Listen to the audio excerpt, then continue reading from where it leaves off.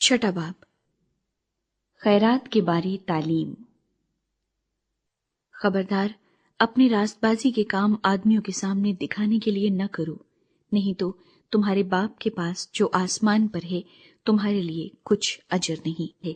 بس جب تو خیرات کرے تو اپنے آگے نرسنگا نہ بجوا، جیسا ریاکار عبادت خانوں اور کوچوں میں کرتے ہیں، تاکہ لوگ ان کی بڑائی کریں۔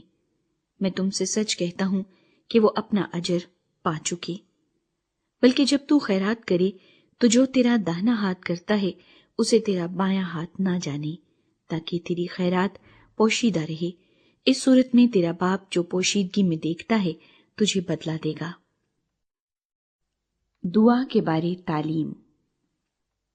اور جب تم دعا کرو تو ریاکاروں کی مانند نہ بنو، کیونکہ وہ عبادت خانوں میں اور بازاروں کے موڑوں پر کھڑے ہو کر دعا کرنا پسند کرتے ہیں تاکہ لوگ ان کو دیکھیں۔ میں تم سے سچ کہتا ہوں کہ وہ اپنا اجر پا چکے۔ بلکہ جب تو دعا کرے تو اپنی کوٹھڑی میں جا اور دروازہ بند کر کے اپنے باپ سے جو پوشیدگی میں ہے دعا کر۔ اس صورت میں تیرا باپ جو پوشیدگی میں دیکھتا ہے تجھے بدلہ دے گا۔ اور دعا کرتے وقت غیر قوموں کے لوگوں کی طرح بک بک نہ کرو، کیونکہ وہ سمجھتے ہیں کہ ہمارے بہت بولنے کے سبب سے ہماری سنی جائے گی۔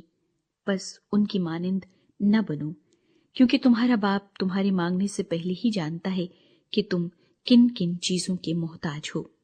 بس تم اس طرح دعا کیا کرو کہ اے ہمارے باپ، تو جو آسمان پر ہے، تیرا نام پاک مانا جائے، تیری بادشاہی آئے، تیری مرضی جیسی آسمان پر پوری ہوتی ہے زمین پر بھی ہو۔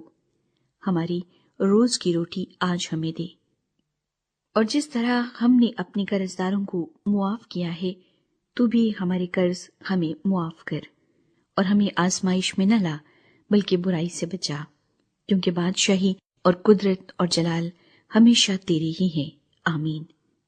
اس لیے کہ اگر تم آدمیوں کے قصور معاف کرو گے تو تمہارا آسمانی باپ بھی تم کو معاف کرے گا، اور اگر تم آدمیوں کے قصور معاف نہ کرو گے تو تمہارا باپ بھی تمہارے قصور معاف نہ کرے گا۔ روزہ کے بارے تعلیم۔ اور جب تم روزہ رکھو تو ریاکاروں کی طرح اپنی صورت اداس نہ بناؤ، کیونکہ وہ اپنا منہ بگاڑتے ہیں تاکہ لوگ ان کو روزہ دار جانیں۔ میں تم سے سچ کہتا ہوں کہ وہ اپنا اجر پا چکے۔ بلکہ جب تو روزہ رکھے تو اپنے سر میں تیل ڈال اور منہ دھو، تاکہ آدمی نہیں بلکہ تیرا باپ جو پوشیدگی میں ہے تجھے روزہ دار جانے۔ اس صورت میں تیرا باپ جو پوشیدگی میں دیکھتا ہے تجھے بدلہ دے گا۔ آسمان میں خزانہ۔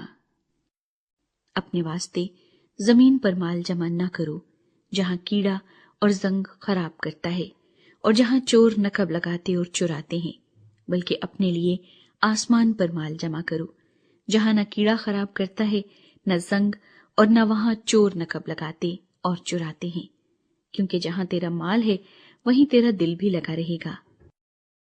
بدن کا چراغ۔ بدن کا چراغ آنکھ ہے۔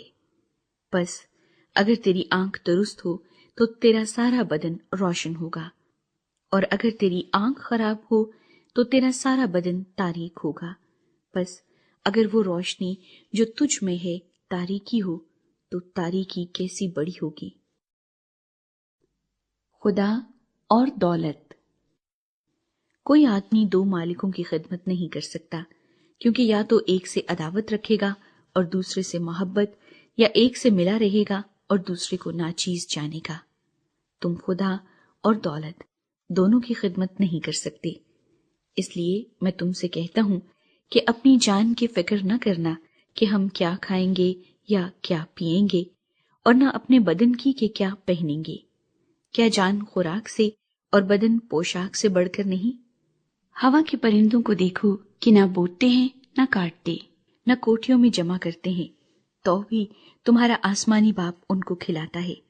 کیا تم ان سے زیادہ قدر نہیں رکھتے؟ تم میں ایسا کون ہے جو فکر کر کے اپنی عمر میں ایک گھڑی بھی بڑھا سکے؟ اور پوشاک کے لیے کیوں فکر کرتے ہو؟ جنگلی سوسن کے درختوں کو غور سے دیکھو کہ وہ کس طرح بڑھتے ہیں۔ وہ نہ محنت کرتے نہ کاٹتے ہیں، تو بھی میں تم سے کہتا ہوں کہ سلیمان بھی باوجود اپنی ساری شان و شوکت کے ان میں سے کسی کی مانند ملوث نہ تھا۔ پس جب خدا میدان کی گھاس کو جو آج ہے اور کل تنور میں جھونکی جائے گی ایسی پوشاک پہناتا ہے تو اے کم اعتقادو تم کو کیوں نہ پہنائے گا۔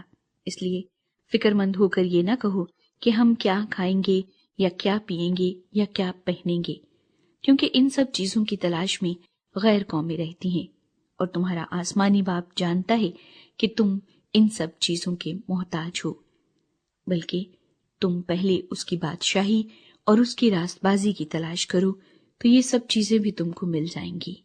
بس کل کے لیے فکر نہ کرو، کیونکہ کل کا دن اپنے لیے آپ فکر کر لے گا۔ آج کے لیے آج ہی کا دکھ کافی ہے۔